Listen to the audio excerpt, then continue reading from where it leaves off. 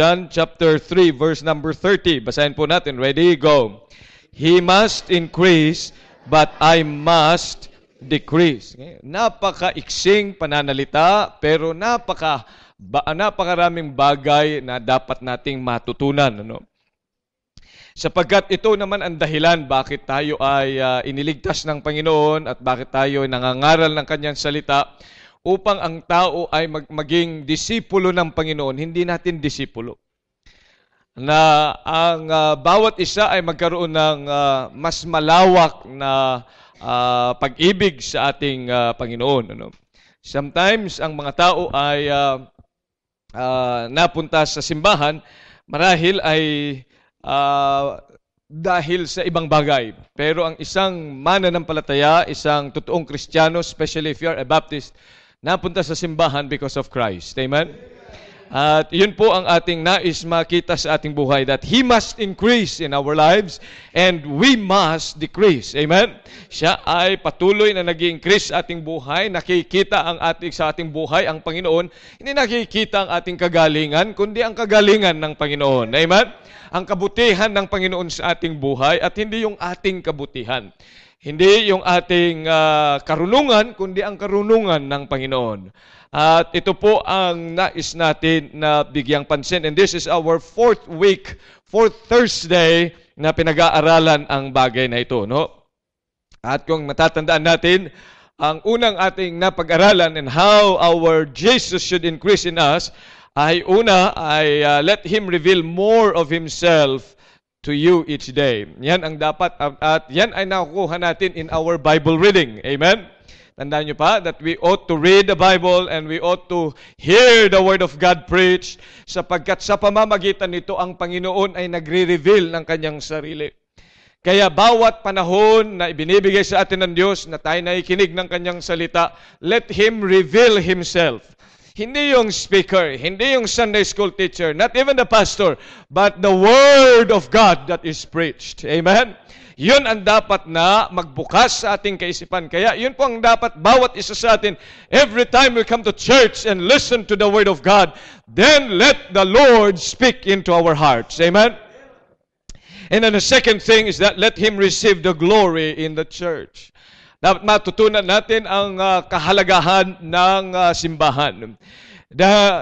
Although tayo ay nagbibigay sa simbahan, tayo nagdadala ng tao sa simbahan, ay hindi yung ating kakayanan, kundi God gets the glory in the church. Amen? Kaya kung malaki man ating ibinigay o maliit yung naibigay natin sa Panginoon, it is not really who gave, but it is the church that gave. Amen? Kung ano ang accomplishment natin is the accomplishment of the church, because the church is the bride of Christ. Ang simbahan. Kaya bilang mga anak ng Diyos, dapat nating maunawaan ang bagay na yan. And let Him get the glory in our attendance. Let Him get the glory in our giving and even in our accomplishment. At makikita na dahil sa Panginoon, kaya tayo ay pinagpapala bilang isang simbahan. As we go on with our 10-year development plan, nakikita natin, pinapanalangin natin, mas maraming mga tao dapat ang ma-involved, at makikita natin maglalakihan mga edifices that will be established in this place. Pero dapat ay makita na ang Diyos ang dahilan, hindi tayo. Amen? Hindi yung sasabihin, ang babait. Although maganda sana, ang babait ninyo, ang babait natin. Maganda hong mga pakinggan yan. But what a Christian should wait for is that they will say, God is good in your church. Amen. God is good. And then the third thing, let Him redirect us to the leadership of the Holy Spirit. Matutunan natin na sa bawat himaymay ng ating buhay ay ang banal na Espiritu ang ating sinusunod. Siyang nag-guide sa atin. Siya rin ang ating leader. Siya ang ating sinusundan. Siya ang kanyang kaisipan, ang kanyang naisin sa buhay natin. Yun ang ating nilalakaran. And let Him lead us even into the wilderness.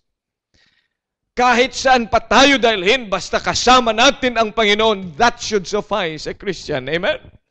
Kaya kung minsan tayo marahil ay dumadaan sa kahirapan, dumadaan sa kagasaganaan, dumadaan kasabi nga ni David, though I walk through the valley of the shadow of death, I will fear no evil. Why?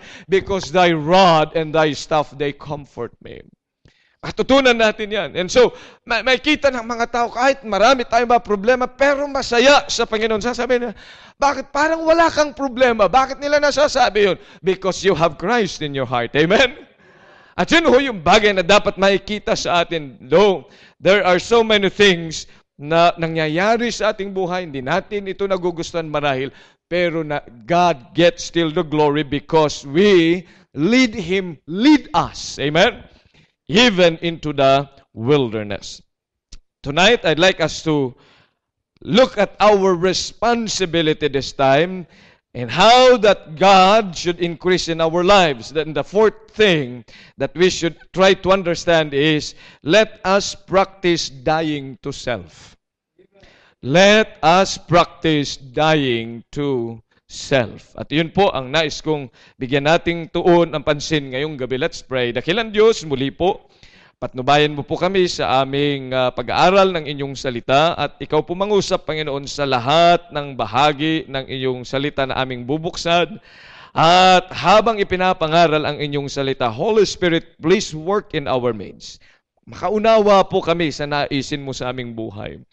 At bigyan mo nga po kami, Panginoon, ng bukas na puso at kaisipan para po sa inyong kalooban at ang naisin mo sa amin pong buhay.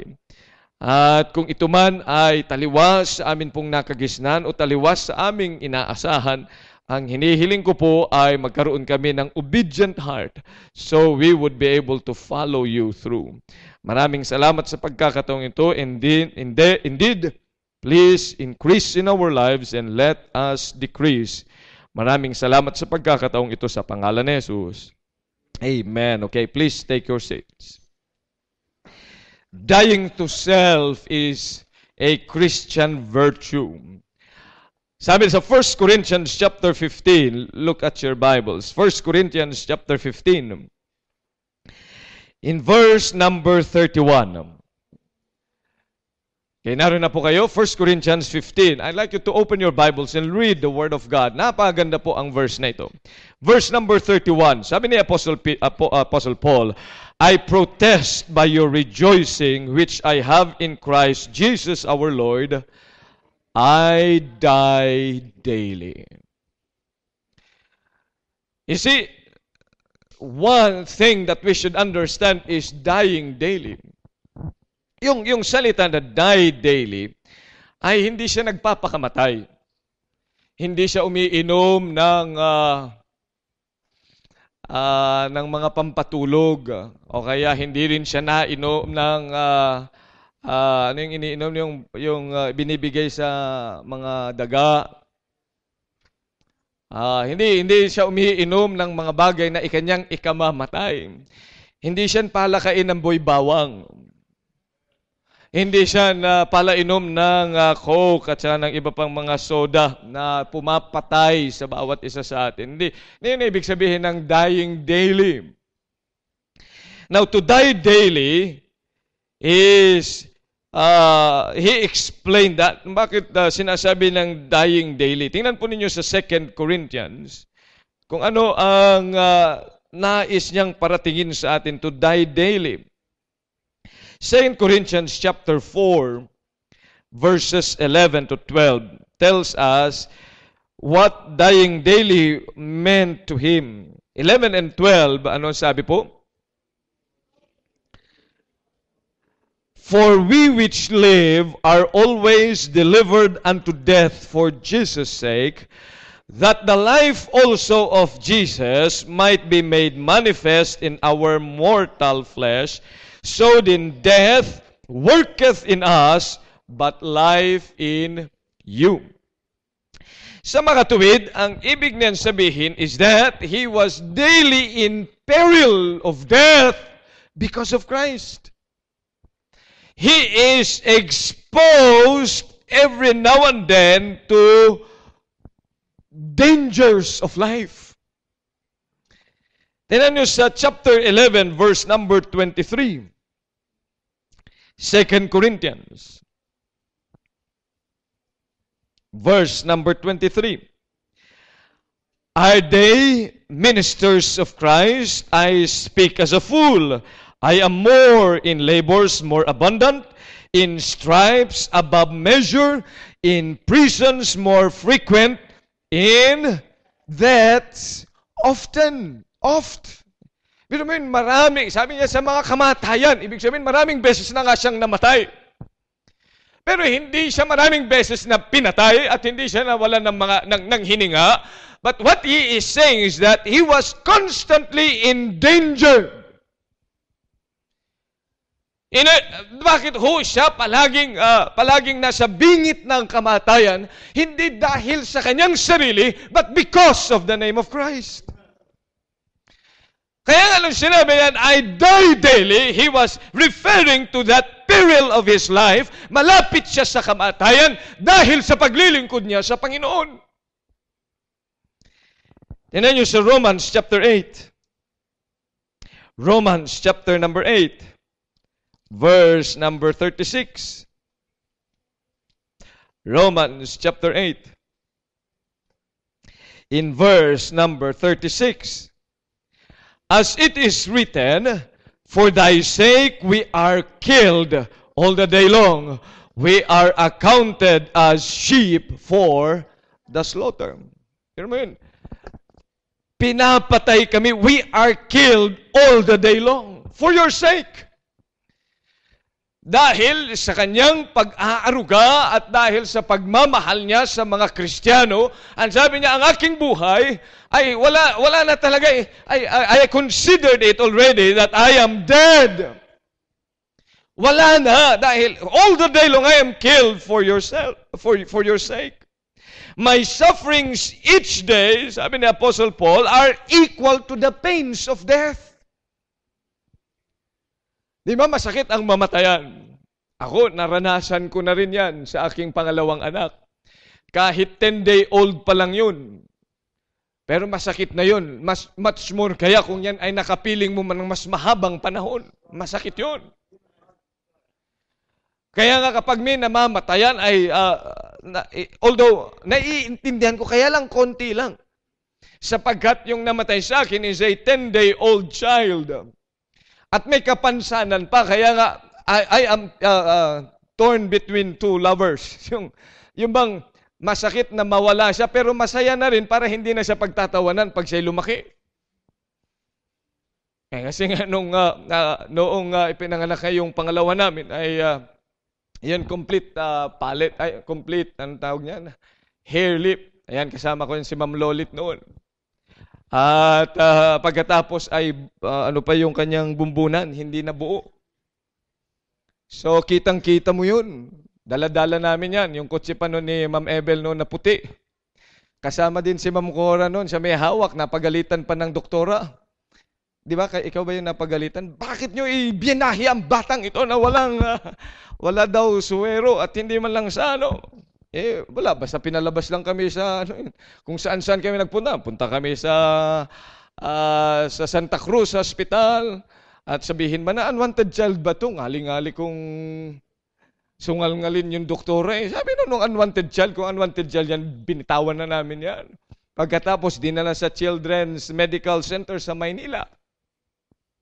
And then binantayan ko doon ng 10 araw. Binigyan ako ng pump para lang makahinga siya.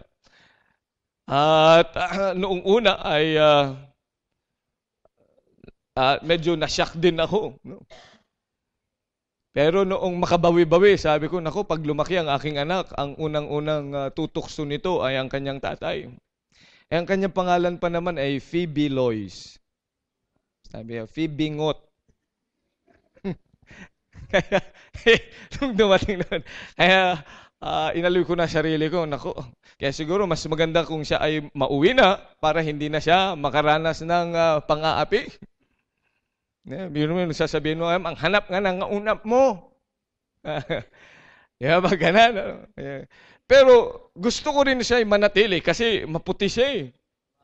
Mahaba ang daliri, pwede talagang pianista. Huwag lang kakanta. pwedeng maging pianista. Kamukha nga ni Brenda, magmula dito, ganyan eh. Brenda na Brenda eh. Maputi. Kaya sabi ko, maganda rin yun. Project. Tagatapos ang dami nakalagay doon. Maraming mga mag-aayos din pala niyan. No? Australian. Libre naman lahat. Sabi ko, pwede. Pero yung hirap niya, naramdaman ko din. So dalawang pakiramdam ko noon eh. Buhayin siya o kaya umuwi na lang siya. Dalawa. Kaya masakit yun. Nung nawala siya, masakit dun sa amin. Masaya na masakit. Kaya pag may namamatayan, na dalawa din yung nararamdaman ko para sa hindi ka ba matutuwa kasi nagpapahinga na siya? Okay, masakit talaga kasi nawala na siya. Pero, there are pains in death. Amen? Kahit mga Kristiyano, kahit nga binilinan mo na maglulupasay pa yan. No? Kasi masakit mawalan ng mahal sa buhay. At pag nawalan, there are always pains. Ito yung sinasabi ni Apostle Paul. I die daily. There are many pains in life. Pero yung pains niya ay hindi dahil sa kagagawa niya, but his pains is because he was serving God. Kaya nga, yung mga kahirapan, yung sinasabing I die daily, ay dapat maranasan din natin na kung may kahirapan man sa paglilingkod sa Panginoon, and that is dying daily. We ought to learn to live that way sapagkat yun ang buhay na ibinigay sa atin ng Panginoon. Dapat ay hindi tayo masyadong napagmamahal sa ating sarili. Let us learn to die. Amen? Dapat matutunan natin sapagkat ikaw ay Kristiyano na. Are you saved? Pag ikaw ay Kristiyano na, ay dapat maunawaan mo itong katotohanan that you ought to die daily. Every day, the sufferings each day equals to the pain of death. Tingnan nyo 2 Corinthians chapter 1. 2 Corinthians chapter 1. In verse number 8. For we would not, brethren, have you ignorant of our trouble, which came to us in Asia, that we were pressed out of measure, above strength, in so much that we despaired even of life. Matindi yung kahirapan yan na dinidescribe ni Apostle Paul. Hindi niyang kahirapan na kagagawan niya dahil gumawa siya ng katampalasanan.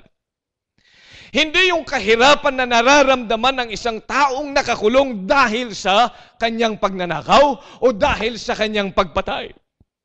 Nakikita natin yung mga nakakulong, sabi lang, pinag-isisihan ko, patawad po. Umiiyak sila dahil sa kanilang kagagawan. But Apostle Paul said, I despaired for life, not because I was a wrongdoer, but because I was serving God. You see, that is to die daily. At bawat isa sa atin na naririto, if you are saved, must learn to die daily. Is there a suffering that you do suffer and that you face because you are serving God? Kung hindi pa, you're not dying daily. You are living in comfort zone. Si Apostle Paul said, no, I die daily. That's why Jesus was increasing in His life. Lumalago ang Panginoon sa kanyang buhay. Why? Because He has learned to die daily. Verse number 9. But we had the sentence of death in ourselves, that we should not trust in ourselves, but in God which raiseth the dead. Ngayon yung awitin, have you signed your execution? The warrant of your execution? Sinainan mo na ba yun? Na nung ikay maligtas, ikaw ngayon ay yung buhay mo will always be exposed to death, to pain. Ikaw ba ay prepared for this pain in life? Are you ready to lay down that life? Lay down even your comfort for the Lord just for the sake of the gospel. Doon sinasabi, kaya nga, maintindihan natin that we ought to really learn and let us die daily. When we have accepted this fact in life, kapag tayo naunawaan natin nung tayo'y maligtas, ay dapat matutunan natin, kagaya ni Apostle Paul na sabihin sa atin, let us die daily, and that I die daily, then we will not have a problem in delaying our obedience to the word. And sabi ng Proverbs 27 verse 1. Proverbs 27 and verse number 1. Boast not thyself of tomorrow, for thou knowest not what a day may bring forth. Apostle, kay Paul, ay naunawaan niya ito ng tuluyan doon sa kanyang buhay. Kaya nga, ibinigay na niya yung kanyang buhay, knowing that anyway, he is expecting death at any time in a day. Mawawala rin naman ang kanyang buhay. Para sa kanya ngayon ay madali na mag-prioritize para sa Diyos. So that Matthew chapter 6 verse 33 is no longer a problem. Seek ye first the kingdom of God and His righteousness, and all these things shall be added unto you. Madali na sa kanya because he knows. Anyway, his life, he is expecting death at any time. He said, I die daily. Si David ay naunawaan din niya. Tingnan niyo sa Psalm chapter 90, Psalm chapter 90. Verse number 12. So teach us to number our days, that we may apply our hearts unto wisdom. You see, he did not count years. He counted days. Tayo kung minsan, nagbibilang tayo ng ating taon, hindi araw. Amen? Ilang taon ka na? Ganun ang bilang natin. Dapat ang bilang natin, ilang araw ka pa. Kaya marami sa atin walang wisdom kasi taon ang bilang. But you start to count the days of your life, then we will be able to apply wisdom. Kasi ang tingin lang natin, araw lang eh. Pero ang tingin mo ay years and years, so mas madali ang maging complacent sa buhay. Kaya ang isipan natin malayo pa, hindi pa ako mamamatay, ilang taon pa ako. Who told you? Boast not thyself of tomorrow. Akala mo, makakatapos ka talaga na kurso mo? Well, you expect that. But you might die even tonight. Amen? Death may overtake you. Natatandaan ko yung nabasa ko talaga, hindi ko makalimutan yan eh. Isang abogado at isang kapapasa ng doktor, medisina. Pareho nag-aral. Tagatapos ay nagpakasal. Pumunta ng Davao. Nag-airplane para sa kanilang honeymoon. Pero bumagsak ang airplane. Patay sila. Hindi pa nakakapag-practice ng law. Hindi pa nakapag-practice ng doktor. Patay na. Hindi pa na-enjoy ang bawat isa sa kanilang wedding. Patay na sila. Who can say, I will be living tomorrow? Kaya sabi ng Panginoon, what is your life? It is even a vapor that appeareth for a little time and then vanisheth away. Isang singaw ang buhay. Hindi ba kagaya din siya ng isang bulaklak ng marahil ngayong araw na ito ay magandang-maganda pero mamayang hapon tuyot na. It's just like a grass. Kaya marami sa atin sa amin na pagka-graduate ko na, saka ako susunod sa Panginoon. Pag ganito na, pag natapos na, saka ako susunod sa Panginoon. Akala mo, matatapos mo yan? Boast not thyself of tomorrow, for thou knowest not what a day may bring forth. Di mo alam. Akala nila ay pagkatapos ng kanilang graduation ay maaayos pa nila ang buhay nila. Eh yung na-stroke. Oh. Kaya nga, hindi pa natatapos ang preaching. Hello na. Diba? Ganun talaga yun. See, kaya dapat matutunan natin kagaya ng psalmist to number our days. When we have accepted this fact, we will be doing our best. Bilang mga anak ng Diyos, ay dapat nating maunawan. Kapag alam natin na tayo ay, we die daily. In other words, maybe this is our last breath. Maybe this is our last chance. Ang gagawin mo is the best. Kaya marami sa atin, mga Pilipino, manyana habit. Amen? Mamanyana. Ayun manyana. Mamayana. Bukas ko na lang aayusin. Akala mo bukas darating pa. Kaya nga, matutunan natin, dying daily. Let us die daily that Christ may really increase in our lives. Kasi kayo matuto na maglingkod sa Diyos. Amen? Paglingkod ka sa Panginoon, are you really serving the Lord? Pag ikaw ay naupo at sumisimba lang, you're not serving God. Amen? Hindi ka naglilingkod sa Diyos. Ang paglilingkod sa Diyos, you go around and share the word to everyone. Yan ang paglilingkod sa Panginoon. See, let us die daily. Second, ayan sa Philippians chapter 1 and verse number 21. Philippians chapter 1 verse number 21. For to me, to live is Christ, and to die is gain.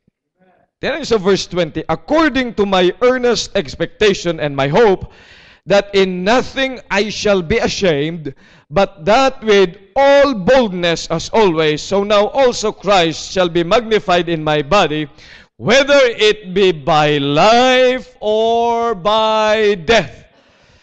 Therefore he said, for to me to live is Christ. So you see, pag sinabi natin to let us practice dying to self, it means that we ought to live to give. Hello? Ang buhay, pag ikay mabubuhay, not only that we learn to live and to die daily, but we ought to live to give. Tayo ay mabubuhay na dapat ay nagbibigay, kagaya ng buhay ng ating Panginoon. Then in Matthew chapter 20, verse 28. What is the life of Christ? Matthew 20, 28.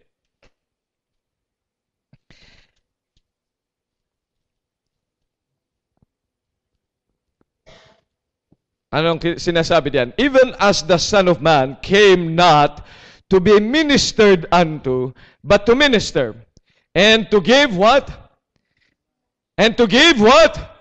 His life a ransom for many. Mark chapter 10. Inulit ho ang katotohanan yan. So if you missed Matthew, then you should not miss Mark chapter 10 in verse number 45. For even the Son of Man came not to be ministered unto, but to minister, and to what? And to give His life a ransom for many. Mga kapatid, ito yung esensya ng atin pong buhay bilang Kristiyano. Are you saved? Ikaw ba ay saved? Ikaw ba ay Kristiyano? Ikaw ba ay mananampalataya? Is Jesus your master? If Jesus were your master, if Jesus were your Lord, if Jesus were your King, then we ought to follow His steps. At ano ang kanyang buhay? Yan sabi niya, He did not come to be ministered unto, but He came to give His life. To give His life. To give His life. To give His life. To give His life. To give His life for ransom for many. Yan ang kanyang buhay. He did not come here to preserve His life, but He gave His life. Kaya pag sinabi natin to live is Christ and to die is gain, it means we ought to live to give. Dapat ay marunong kang magbigay. Giving is the secret of a good life.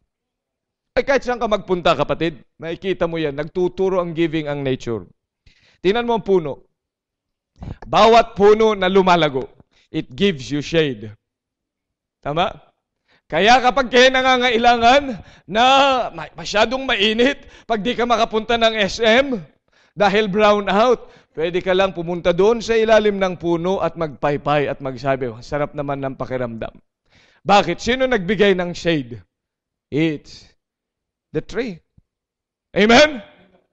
Pag ikaw ay pumunta doon at ikay nangangailangan, nagugutom ka, nakikita mo may bunga kahit hindi yan yung puno. Dahil gutom ka, anong ginagawa mo? Kinukuha mo yun. Sino nagbigay sa inyo yan? Yung puno. Amen? Oh, mag-alaga ka ng hayop. Ganun din, ang hayop nagbibigay. Ngayon mga manok, di ba? Araw-araw. Nagbibigay ng itlog. May ulam ka na. Amen? Kaya kahit saan ka magpunta, may nagbibigay. Yun ang sikret ng buhay. Kaya nga, bilang mga anak ng Diyos, tingnan nyo ang araw, di ba? Pag ikaw ay scientist, alam mo na kaya may liwanag dahil may araw. At sa gabing madilim at maliwanag ang buwan, alam mo na kung saan galing yung liwanag. Nagbigay. Sino nagsupply ng liwanag sa buwan? Hindi ba ang araw? Kaya nga tawag natin haring araw. Bakit hari? Hindi siya nag-hoard ng ilaw. Nagbigay ng ilaw. Hello? Kaya ang buhay natin ay nararapat lamang na tayo ay nagbibigay. Yan ang buhay ng Kristiyano. Hello? Amen. Ang buhay ng Kristiyano nagbibigay. Nagbibigay din ng buhay. Kaya nga kung ikaw ay hindi ginagamit para magbigay ng buhay, you will never enjoy your life. Kaya ka naligtas para ikaw ay magbigay ng buhay sa iba. Hindi ka dapat na pumapatay, kaya nga dapat nagsusoul winning ka. And the most important thing in life is to win a soul for Christ. Yan nga tanong ng psalmist, what shall I render unto the Lord for all His blessings and benefits toward me? Ito ang dapat iniisip natin. Tanong, anong ibinigay mo na para sa Panginoon? Anong ibinigay mo na? Maigi pa nga yung manok at saka yung baboy, di ba? Dati, tatandaan nyo yun? Naglalakbay sila magmula doon sa baba. Magsisimba sila sa CBBC, Los Baños, paakyat sila. Nakita nila, what have you given God today? Ay sabi ng manok, oo nga, nun sa baboy, ano kayang ibibigay natin sa Panginoon? Kaya nag-isip silang dalawa. Isip, palakad ng palakad. Nung paliko na sila doon sa may presidente, naisip ng manok, ay oo, maganda siguro, magbigay tayo ng itlog at saka ham sa Diyos. Eh di, umuha ka kaagad yung baboy. Pero habang naglalakad sila, nagtaka nga yung baboy, sabi niya, andali lang. Mukhang lugi ako doon sa ibibigay natin. Yung itlog, madali lang sa'yo. Eh pero yung hamon, medyo mahirap yata, babawasan yung taba ko. Ayaw mabawasan ng taba. Oh. Ikaw, anong ginawa mo? Anong ibinigay mo para sa Panginoon? Kaya anong sabi ni Pablo when he got saved? Lord, what wilt thou have me to do? Ito ang buhay ng isang Kristiyano. Anong ibibigay ko, Panginoon? Anong nais mong gawin ko sa buhay ko? Because if you really live for Christ, then for me to live is Christ, then for me to live is to give. Ang isipan kasi natin kung minsan ay panay lang pag to give ay pera. Di lang naman yun ang pwede nating ibigay sa Panginoon. Hindi naman kailangan ng Diyos ang pera mo. Amen? Nang kailangan ng Diyos, marami. Siya ang may-ari ng lupa. Siya ang may-ari ng lahat ng kayamanan. Kaya, huwag kang magmalaki sa Diyos. Ha? Panginoon, nagbibigay ako nito. Hindi yan kailangan. Kailangan yan ang gawain dito sa atin. Pero hindi kailangan ng Diyos yan. Mas kailangan niya ang iyong sarili, ang iyong puso. My son, give me thine heart. Bigay mo muna puso mo sa Diyos. Kanino ba yung puso mo, kapatid? Nasa babae? Nasaan? Nasa lalaki? Saan? Nasa pera? Nasaan ang puso mo? If God will look at our hearts today or tonight, ano makikita niya? Na kanino yung pusong yan? Nasa pera ba? Nasa yung profesyon? Nasa yung kagalingan? O nasa Panginoon? Bigay mo ang puso mo sa Diyos. Nasa pagpapayaman ba ang puso mo? Nasaan? What is your dream in life? Dapat matuto mo ibigay ang iyong puso sa Panginoon. Amen? Bigay mo ang puso mo. Ibigay mo ang buhay mo. God wants your life because it was He who authored your life. Kaya ka nabubuhay ngayon, ay utang mo yan sa Panginoon. Kaya ka naririto ngayon ay dahil sa Diyos. At hindi lang yan, utang mo sa Kanya ang eternal life. You see, He gave you the physical life. He breathed into your nostril the breath of life. And now you are alive. But He also gave His only begotten Son para kayo mabuhay spiritually. Ano ibibigay mo sa Kanya? For me to live is Christ. Are you living for Christ? Ngayong gabi, kung titingnan natin ang ating buhay, ang buhay ba talaga natin? Ang puso ba talaga natin? Ang isipan ba talaga natin ay tumatakbo ayon saan? Sa Panginoon. Siya ba ang nagpapatakbo ng buhay mo o iba nagpapatakbo ng buhay mo? Let us give our life and our heart to God. Amen? And then, third, when we say to deny ourselves, then let us defer self. Tingnan po ninyo sa Galatians 2:20. Galatians chapter 2, verse number 20. I am crucified with Christ. Nevertheless, I live. Yet not I, but Christ liveth in me.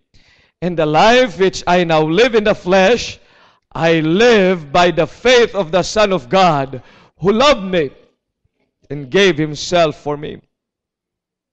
Crucified with Christ means crucify the flesh or the old man. Pag sinabing crucified, hindi yung kagaya ng nakikita natin sa TV na nagpapapako din sa krus.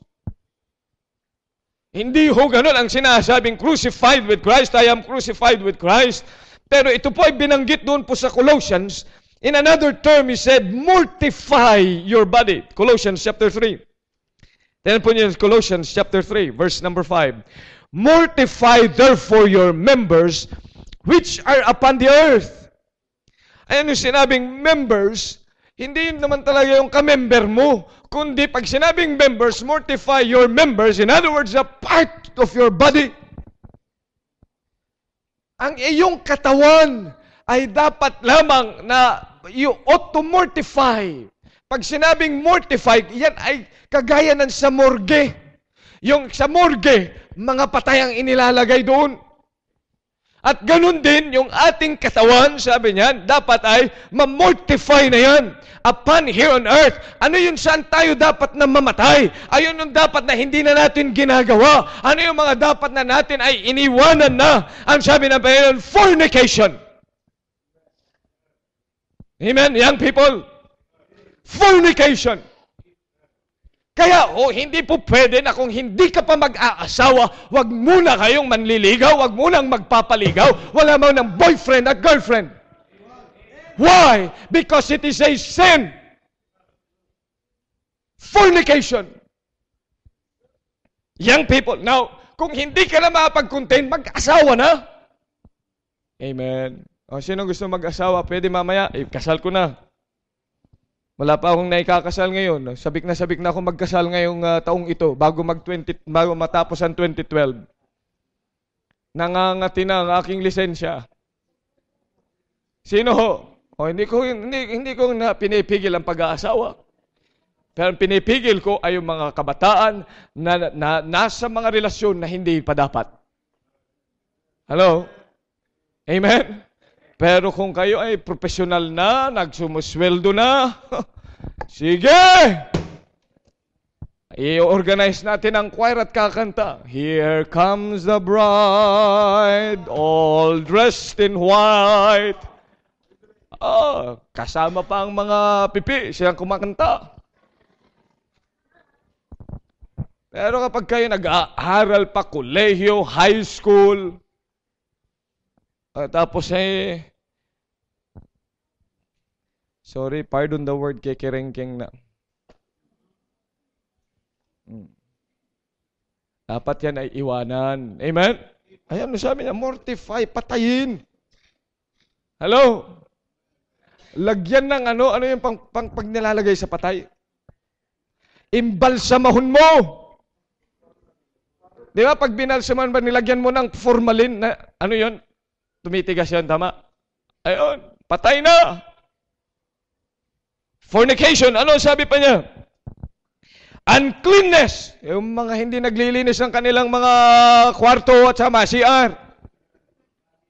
Yung hindi nagtututbrush, unclean. Ayan ang salita ng Diyos, uncleanness, hindi ko yan imbento. Yung mga madudumi. Biro mo, ang dumi na ng damit mo, hindi mo pa nalalabahan. Ang dumi na ng bag mo, yung pa rin suot-suot mo. Ang dumi na nung unan mo, nung punda mo. Parang ang sarap-sarap mo. Para ka pa rin yung tuta na gustong-gusto mong yumakap doon sa nangangamoy mong kwarto. Uncleanness yun. Hello? Hindi lang yan spiritual. Makita natin yan. Kahit yung mga bagay na ating ginagamit, dapat yan ay malinis. Next, ano pang sabi niyang imomortify natin? Inordinate affection. Walang tamang order. Hindi tama yung affection. Pag sinabing hindi tama yung affection, biro mo lalaki ka, ay ang affection mo ay nasa kapwa. Hello? O kaya babae ka, inordinate affection. Kaya yung mga bakla at tumboy, yan po'y kasalanan. Hindi tama. Inordinate affection. Kaya kapag ikaw ay may asawa na at may iba ka pang minamahal, ay talagang inordinate affection. Hindi pa yan adultery sapagkat ang adultery, ang tawag sa adultery, yan ay pumatol ka na. But you see, inordinate affection, ay meron kang affection sa iba sa hindi mo asawa. Hello? Biro mo, mas mahal mo ang kaibigan mo kaysa sa mga magulang mo. Inordinate affection.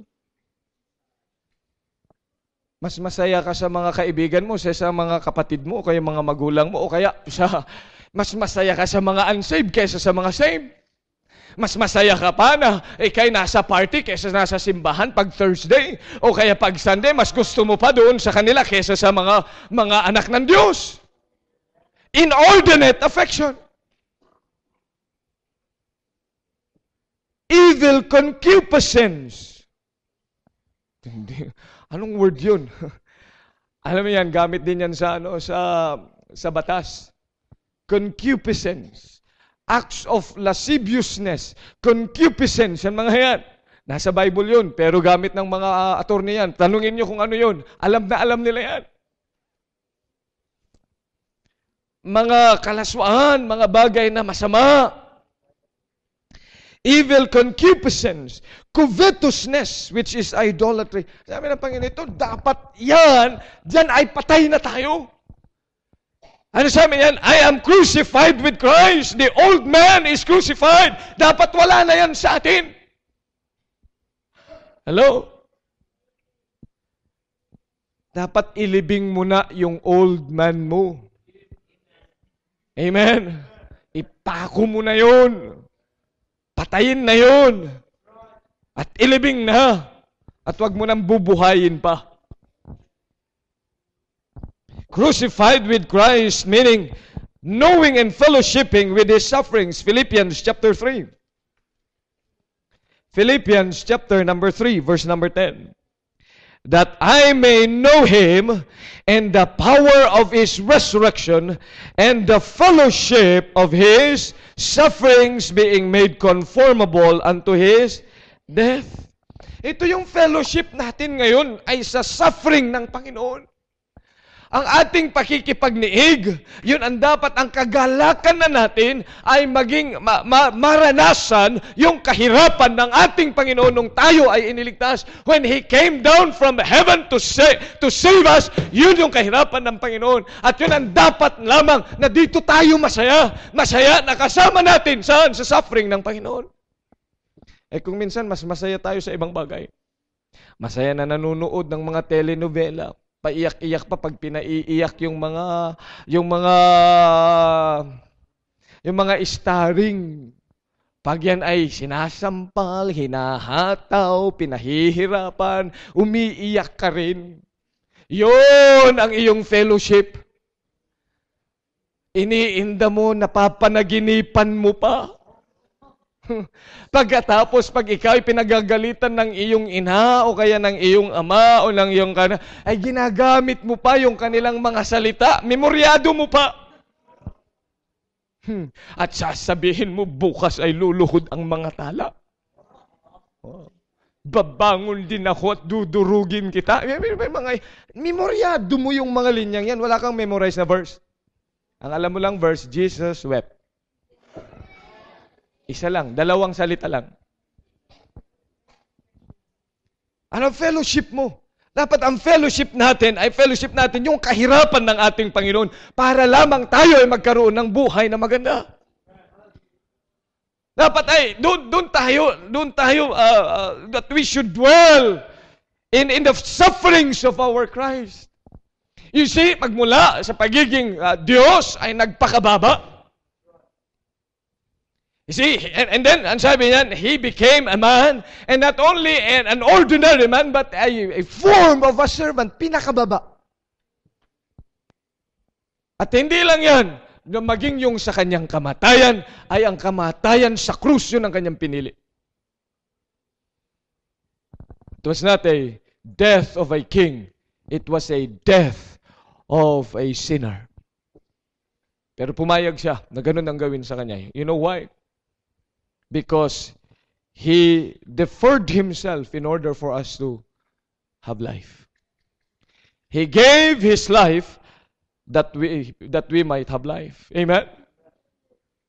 Kaya nga, bilang mga anak ng Diyos, dapat matutunan natin to really indeed crucify ourselves.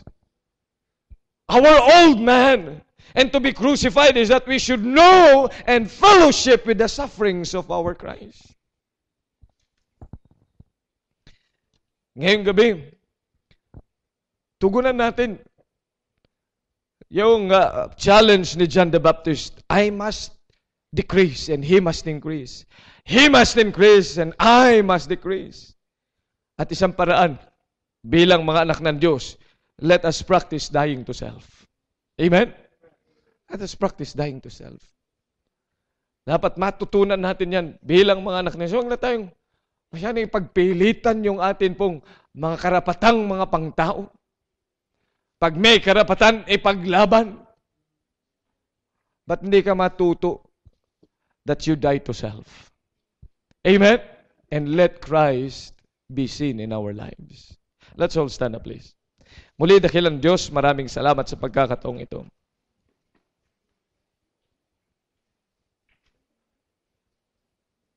Maraming salamat sa pagkakataon na mapagbulay-bulayan namin ang inyong salita. Na kung nais namin, Panginoon, na ikay mag-increase sa aming buhay, matutunan namin yung daan na inyong tinahak. You gave your life for us. Iniwan mo po ang sangkalangitan. Iniwan mo, Panginoon, ang kalwalhatian mo sa sangkalangitan at ikay bumaba. Ipinanganak sa sabsaban. At namatay ng hindi kamatayan ng isang mataas na tao, kundi kamatayan ng makasalanan. Inilibing ka, Panginoon, hindi sa libingan ng matataas na mga tao, kundi sa hiram na libingan. Ang lahat pong ito ay inyong ginawa para bigyan po kami ng buhay. Kaya nga po, hinihiling ko, dakilang Diyos, na ipinakita mo po na halimbawa, ay ito rin po ang aming lalakaran. Alam po namin, mahirap dakilang Diyos. Pero ikaw ang aming Panginoon at ipinakita mo ang dapat. Tulungan niyo po kami sa gabing ito. Matutunan namin ang daang ito. That we ought indeed to practice dying to self. Paging dapatin mo po ang bawat isa sa amin, Panginoon. Manguna ka maging sa invitation sa pangalan ni Jesus. Amen.